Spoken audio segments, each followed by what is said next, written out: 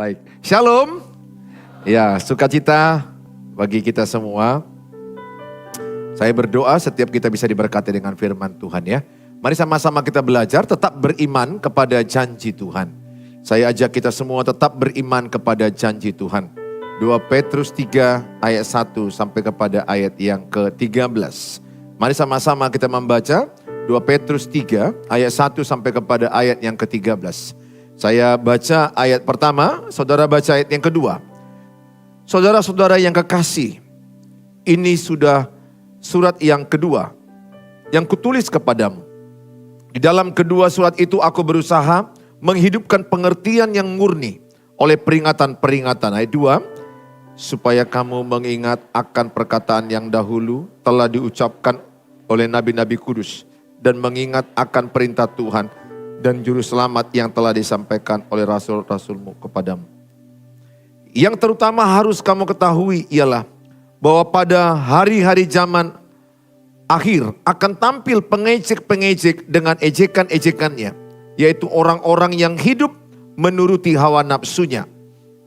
Kata mereka, di manakah janji tentang kedatangannya itu? Sebab sejak bapa-bapa leluhur kita meninggal, segala sesuatu tetap seperti semula pada waktu dunia diciptakan. Mereka sengaja tidak mau tahu bahwa oleh firman Allah langit telah ada sejak dahulu, dan juga bumi yang berasal dari air dan oleh air, dan bahwa oleh air itu bumi yang dahulu telah binasa dimusnahkan oleh air bah. Tetapi oleh firman itu juga langit dan bumi yang sekarang terpelihara dari api yang disimpan untuk hari penghakiman dan kebinasaan orang-orang fasik. Akan tetapi saudara-saudaraku kekasih, yang satu ini tidak boleh kamu lupakan, yaitu bahwa di hadapan Tuhan satu hari sama seperti 1000 tahun, dan 1000 tahun sama seperti satu hari. Tuhan tidak lalai menepati janjinya, sekalipun ada orang yang menganggapnya sebagai kelalaian. Tetapi ia sabar terhadap kamu, karena ia menghendaki supaya jangan ada yang binasa, melainkan supaya semua orang berbalik dan bertobat. Tetapi hari Tuhan akan tiba seperti pencuri. Pada hari itu langit akan lenyap dan gemuruh yang dahsyat, dan unsur-unsur dunia akan hangus dalam nyala api, dan bumi dan segala yang ada di atasnya akan hilang lenyap. Jadi jika segala sesuatu ini akan hancur secara demikian, betapa suci dan salehnya kamu harus hidup, yaitu kamu yang menantikan dan mempercepat kedatangan hari Allah. Pada hari itu langit akan binasa dalam api, dan unsur-unsur dunia akan hancur karena nyalanya. Sama-sama. Tetapi sesuai dengan janjinya, kita menantikan langit yang baru dan bumi yang baru, di mana terdapat kebenaran. Saudara yang saya kasihi dalam nama Tuhan Yesus, ini cerita bagaimana kisah Rasul Petrus mengingatkan jemaat di Asia Kecil untuk tetap percaya akan janji Tuhan bahwa Tuhan Yesus pasti datang. Saya berdoa juga saudara adalah orang-orang yang menantikan kedatangan Tuhan Yesus. Kita beriman Tuhan Yesus pasti datang. Kalau kita lihat di Alkitab, sudah dinubuatkan dia lahir dan dia lahir. Dan sudah dinubuatkan dia mati dan terjadi kematian. Sudah dinubuatkan dia bangkit pada hari ketiga, terjadi bangkit pada hari ketiga. Dan sudah dinubuatkan Roh Kudus akan tercurah, itu terjadi. Dan yang terakhir aku percaya bahwa dia sudah dinubuatkan bahwa dia akan datang yang kedua kali. Apakah saudara masih percaya Tuhan Yesus pasti datang kedua kali? Amin. Apakah saudara, apakah kita semua mau menantikan kedatangan yang kedua kali? Nah saudara, para pengejek-pengejek muncul kepada jemaat-jemaat di Asia Kecil. Mereka berkata, mana janji Tuhan bahwa Tuhan mau datang? Buktinya dari dulu. Dari dulu katanya mau datang. Dari dulu katanya mau datang. Sekarang gak datang-datang. Ada orang yang mengejek, ada orang yang menawarkan iman orang percaya. Saudara, percayalah janji Tuhan pasti digenapi. Tidak ada janji Tuhan yang tidak digenapi.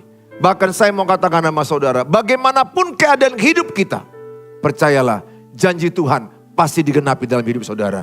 Yang paling penting dalam hidup kita adalah tetap kita percaya janji Tuhan. Katakan, saya percaya janji Tuhan. Katakan janji Tuhan pasti digenapi. Bilang sebelahnya, Tuhan Yesus pasti datang. Apakah saudara siap? Berapa banyak yang siap kalau Yesus datang malam ini? Malam ini. Nah saudara, kalau saudara belum siap, karena kemungkinan besar bermain-main dengan dosa. Tapi kalau saudara benar hidup suci, saleh, kudus, hidup benar, saya percaya saudara pasti akan berkata, kapanpun Yesus datang, aku siap.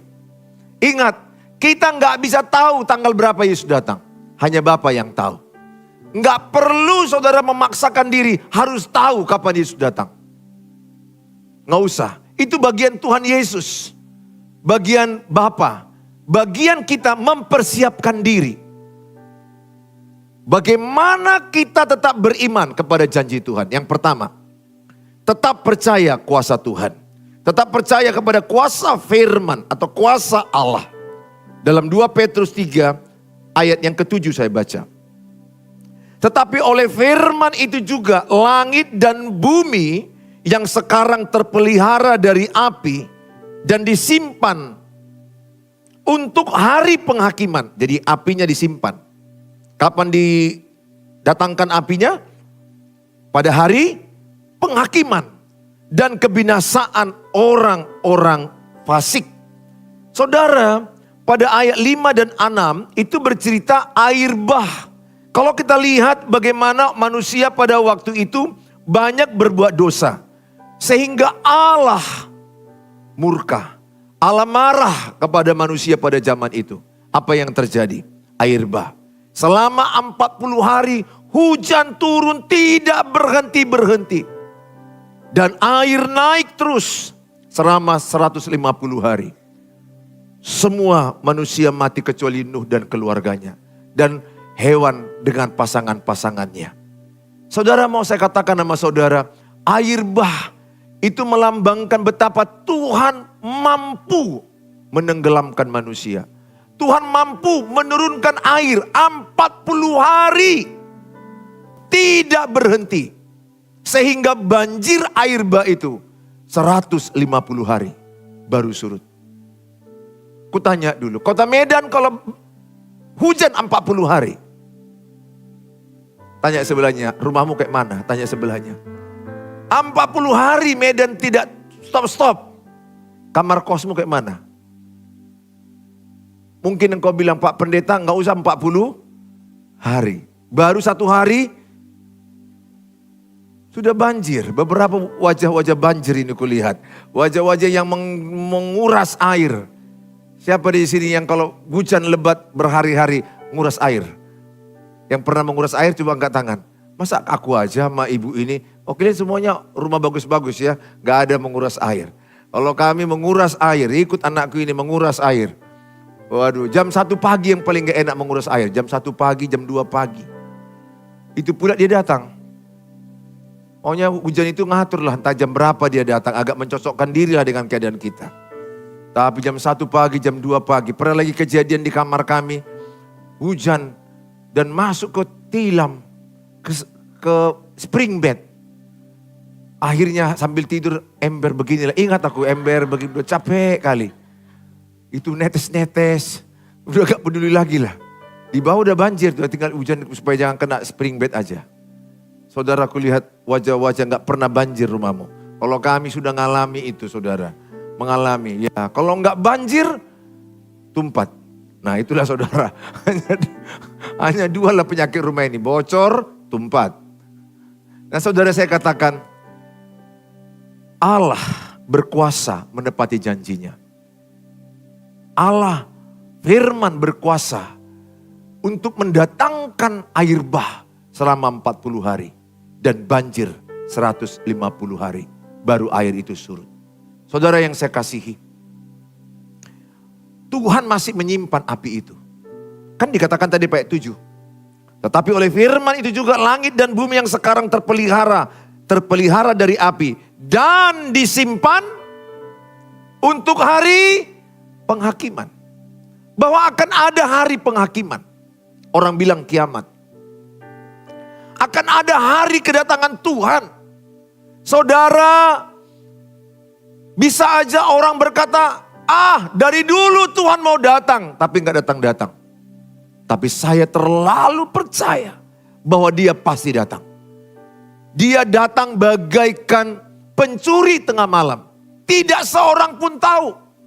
Maka Tuhan katakan, berjaga-jagalah.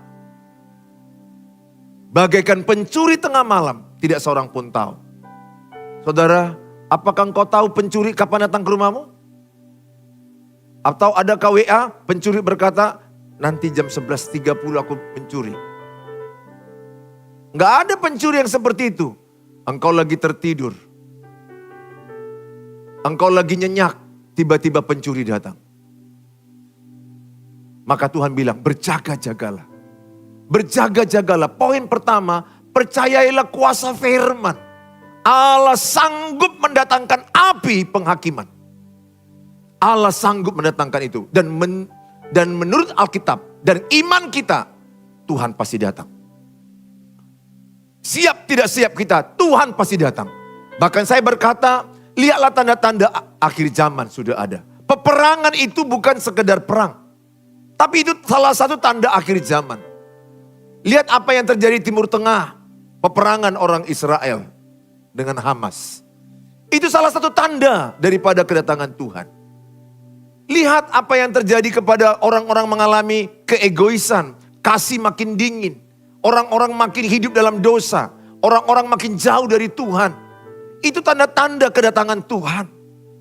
Saudara, apa yang terjadi kita alami COVID. Virus yang kita alami 2-3 tahun yang lalu. 4 tahun yang lalu, ini 2024. Kalau kita lihat itu adalah salah satu tanda kedatangan Tuhan. Tanda-tanda ini adalah warning, pengingat bagi kita. Sadarilah bahwa dia sanggup melakukan dengan caranya sendiri. Supaya kita diingatkan, jangan tertidur. Jangan sampai kita terhanyut oleh dunia ini. Tuhan menginginkan engkau selamat.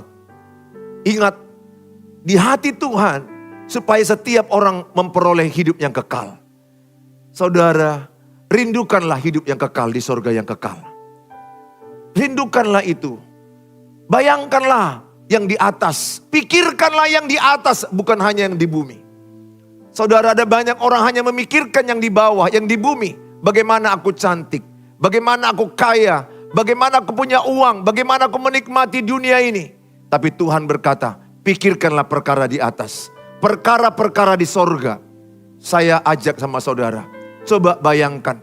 Apakah engkau sudah punya iman bahwa engkau sudah punya rumah di sorga?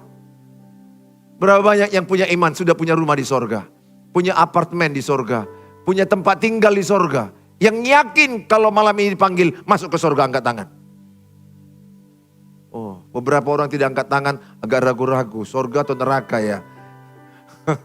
Doaku semua saudara yang percaya kepada Tuhan Yesus adalah ke sorga.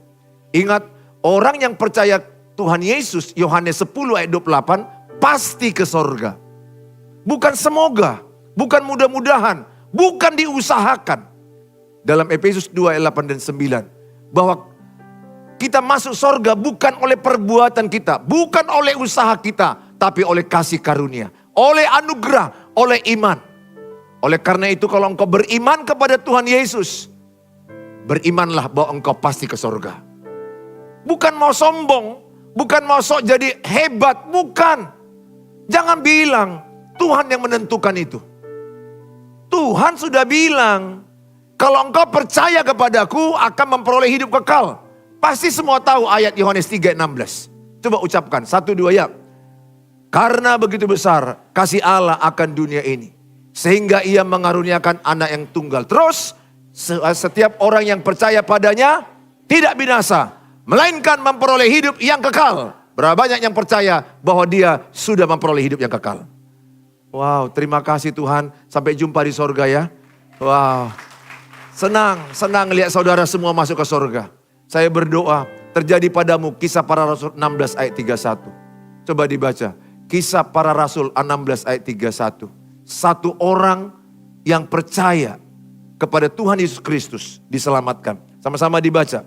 Jawab mereka, percayalah kepada Tuhan Yesus Kristus dan engkau akan selamat.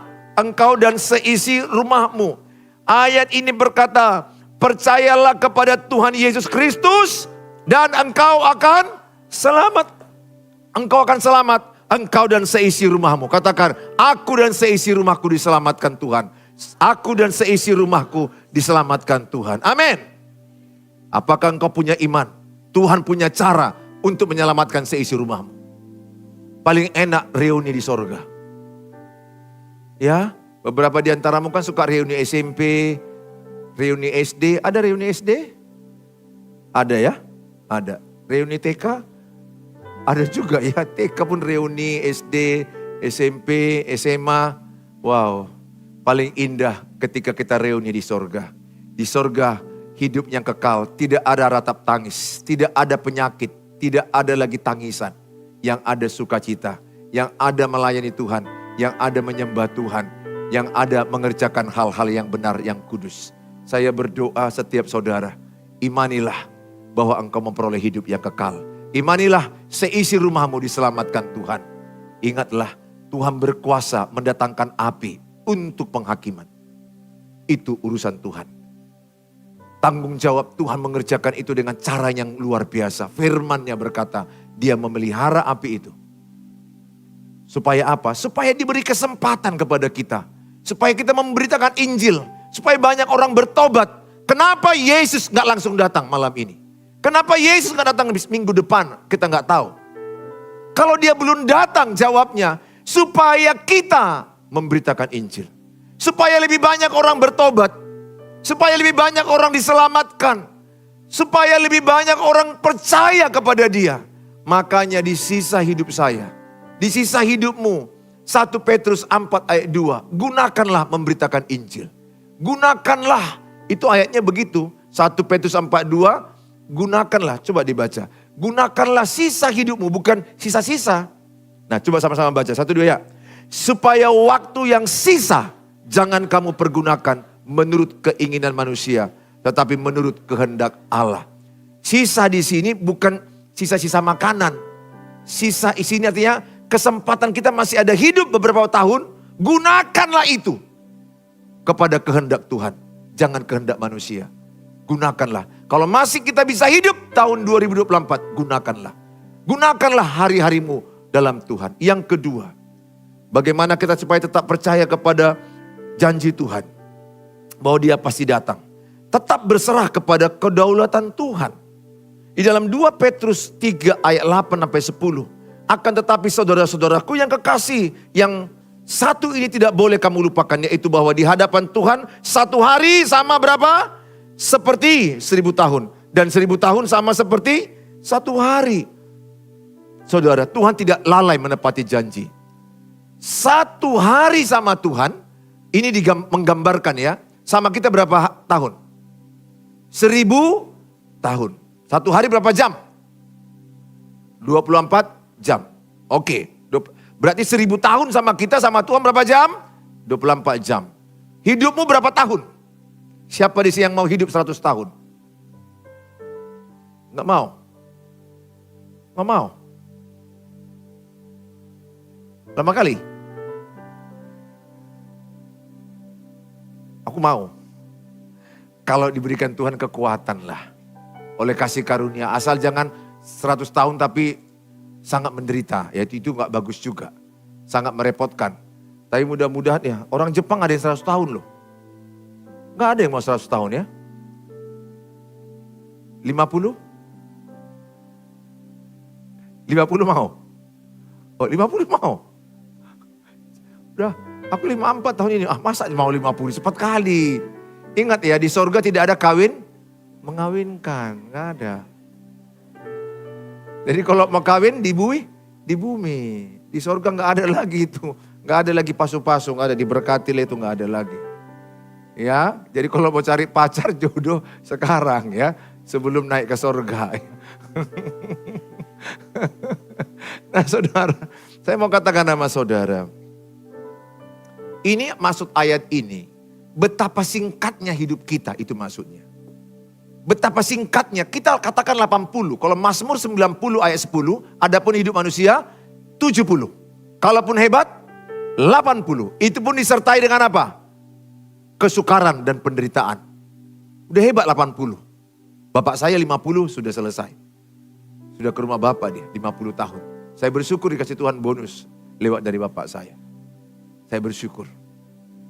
Saya mau menggunakan hidup saya sesungguh-sungguhnya untuk Tuhan. Maksud Tuhan adalah singkat kali hidup kita di dunia ini. Kalau pakai Yakobus 4 ayat 14. Tidak seorang pun tahu apa yang terjadi hari esok. Hidup kita ini seperti uap. Sebentar kelihatan lalu lenyap. Sebentarnya hidup kita. Siapa di sini yang ada teman SMA-nya udah meninggal? Udah ada teman SMA-mu? Teman SMA. Teman SMP? Udah ada. Teman kuliah yang meninggal ada? Ada. Ada sini yang cowoknya meninggal sudah? Ada. Yang mantan cowok yang meninggal ada? Mantan cowok. Mantan cowok yang mengapakanmu, yang mengghostingmu, PHP-mu. Saya mau katakan kepada saudara, sangat singkat hidup ini. Makanya saya lebih banyak tiap hari memikirkan hidup kekal. 70. Kalau sekarang saya 54 tahun ini. 54. Tambah ke 70 berapa tahun lagi lah. Berapa kalender lagi lah kalian kasih sama aku. 16.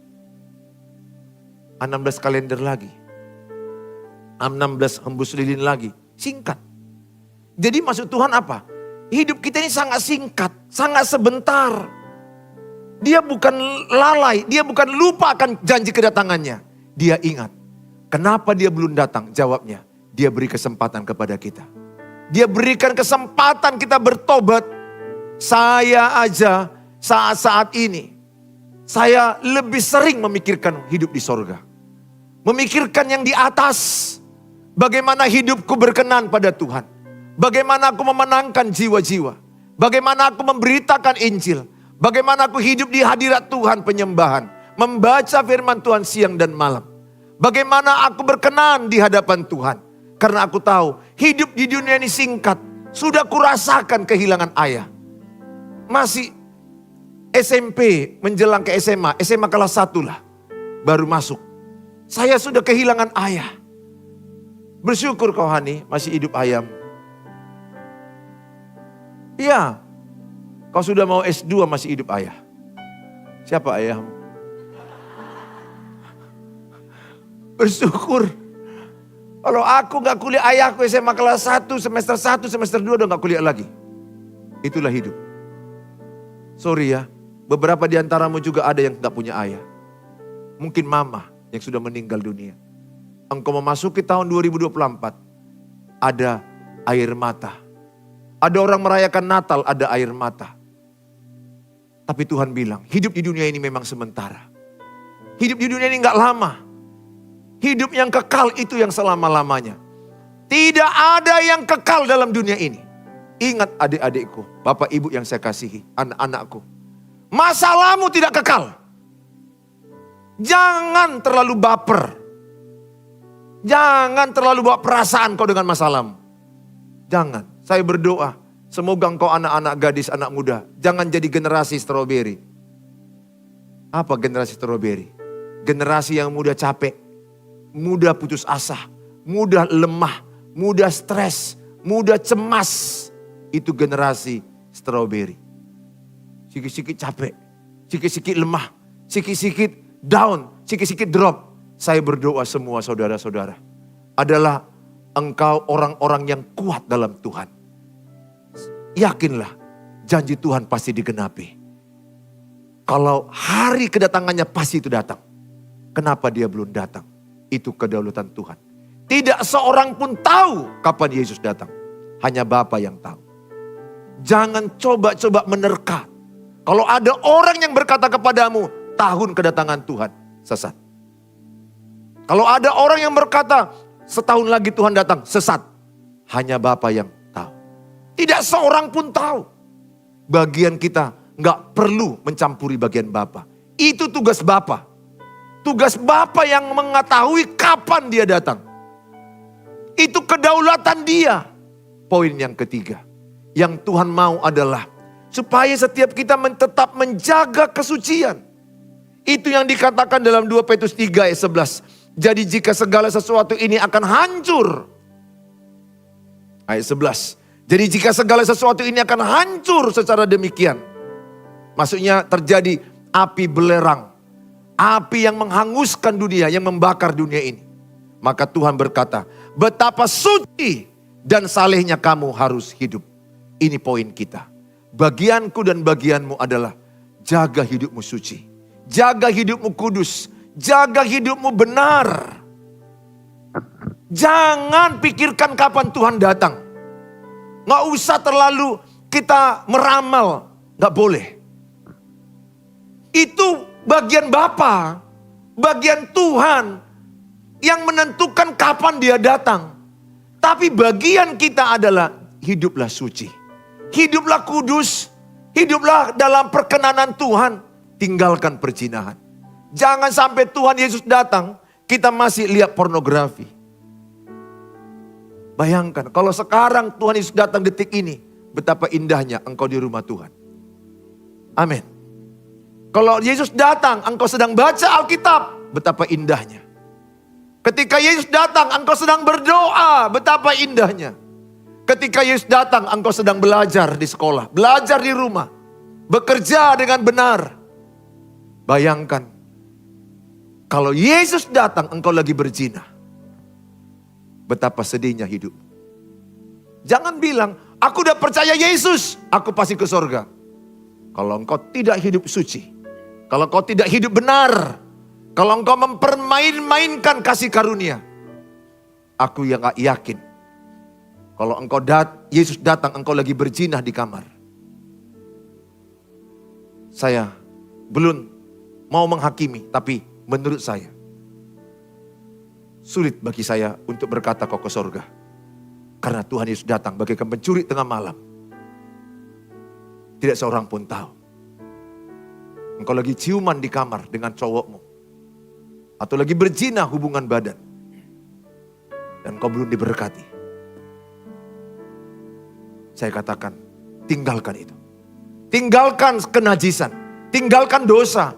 Tinggalkan hal-hal kedagingan. Keinginan mata. Keinginan daging. Keangkuhan hidup. Tinggalkan. Kalau engkau memilih Bapa, engkau benci dunia. Dunia maksudnya apa? Membenci keinginan mata. Membenci keinginan daging. Membenci keangkuhan hidup. Saya berdoa. Betul kita tidak sempurna. Betul kita selamat bukan karena perbuatan. Tapi iman tanpa perbuatan mati. Iman tanpa perbuatan sia-sia. Iman tanpa perbuatan kosong. Maka Tuhan berkata, jaga kesucianmu. Jaga kesalehanmu. Anak gadis, jaga keperawananmu. Jaga. Ingat, targetmu dalam pacaran kudus. Supaya pernikahanmu kudus. Bagaimana Pak kalau seandainya aku sudah tidak lagi perawan? Tuhan mengasihimu. Tuhan mengampunimu. Tuhan bilang, pergilah dan jangan berbuat dosa lagi. Jangan teruskan lagi perzinahan itu. Jangan teruskan. Kalau engkau sudah mendengar ini dan engkau mengeraskan hatimu, itu engkau pertanggungjawabkan dengan Tuhan. Kasih karunia Tuhan bukan pintu berbuat dosa. Orang yang mengenal kasih karunia Tuhan semakin benci dosa. Semakin tidak mau berbuat dosa. Aku berdoa semua engkau anak-anak muda, sucikan matamu. Jaga matamu. Matius 5:28, jikalau engkau melihat wanita serta menginginkannya, engkau telah berzina. Jadi kalau engkau melihat wanita, engkau menginginkannya, engkau telah berzina. Anak muda, bapak-bapak, jaga matamu. Jaga cara hidupmu, jaga cara pakaianmu. Kalau engkau punya pacar, saya nggak salahkan. Sebenarnya di Alkitab nggak ada bahasa pacaran, yang ada pertunangan. Atau yang namanya pertemanan serius menuju pernikahan. Makanya di gereja ini, kalau ada orang pacaran, maka saya bilang, ini calon suamimu ya. Itulah kalau di gereja ini. Ini Pak pacarku, oh oke, ini calon istrimu ya, itu bagi saya. Jadi di gereja ini gak ada pacaran coba-coba. Kalau ada yang berani Pak, ini pacar saya Pak, saya akan bilang, oke, ini calon suamimu. Karena pacaran di gereja ini adalah serius menuju pernikahan. Tidak boleh main-main. Mau kalian anak gadis dimain-mainkan pria? Nggak mau kan? Jangan mau, cari yang serius menjadikan engkau istrinya. Pada waktunya Tuhan. Saya mengasihi Bapak Ibu semuanya. Saya berdoa. Jaga kehidupanmu. Hiduplah suci. Oleh darah Yesus kita dibenarkan justification. Oleh perbuatan kita pun kita melakukan hal yang kudus. Sanctification. Dan kita akan dipermuliakan dengan Bapa di sorga. Di kerajaan sorga yang kekal. Glorification. Tuhan memberkati kita semua. Hiduplah dengan yakin janji Tuhan pasti datang.